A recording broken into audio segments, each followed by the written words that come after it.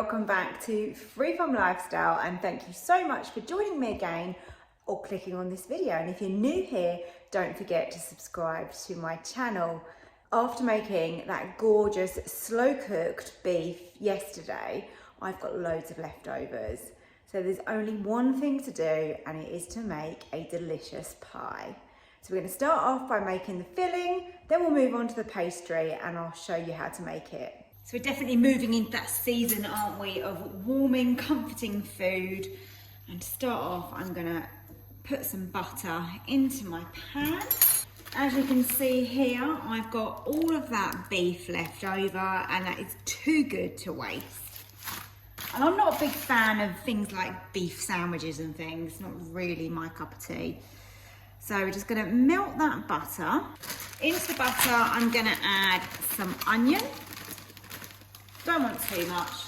Obviously, if you like lots of onion, then you can add more.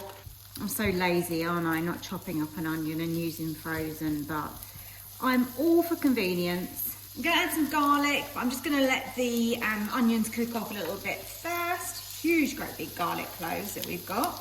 This is the leftovers from when I cooked the beef. So that is like a gravy in there that we've got. That is quite a thin liquid. I'm going to use some flour just to thicken this up nicely. Right, now let's crush in some garlic. Turn the heat down now because we don't want to burn that garlic. We've got the onion nice and toasty there.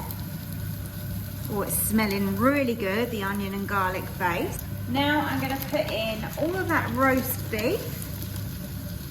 I've already cut this up into chunks. It's just stuck together slightly. I've left it fairly chunky because you want to obviously taste the beef in your pie. So to help thicken up our stock that we've got and to create our sauce, I'm just going to pop in a little bit of plain flour.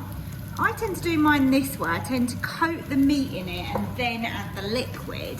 I know that you could put the liquid in and then you could dissolve the flour in some water and then add that in. So either way is fine. I'm going to be making a short crust pastry to go on top of this. You could of course buy some shop bought puff pastry, or you could top it with a nice mashed potato. Just keep stirring this. You've obviously got that flour in there, so it should thicken up if we just simmer this for a while. The stock was cold though because I left that in the fridge. So it's going to take a little while to warm up fully. Great, this is now blipping away. So I'm just going to leave this for around 10 minutes, and that's just going to help to really thicken up the gravy and intensify that gorgeous flavour that we've got in there. You can see now how thick that is getting, which is exactly what we want. You will need to cool this completely before you put it into a pie. This probably needs, I'm going to give it another 5 minutes. I'm just going to reduce that now a little bit further. Obviously we want a nice gravy in there, but we don't want it too wet because it's going in the pie. If you want to put in some leftover vegetables as well, or maybe change it up a bit, add some mushrooms if you like those.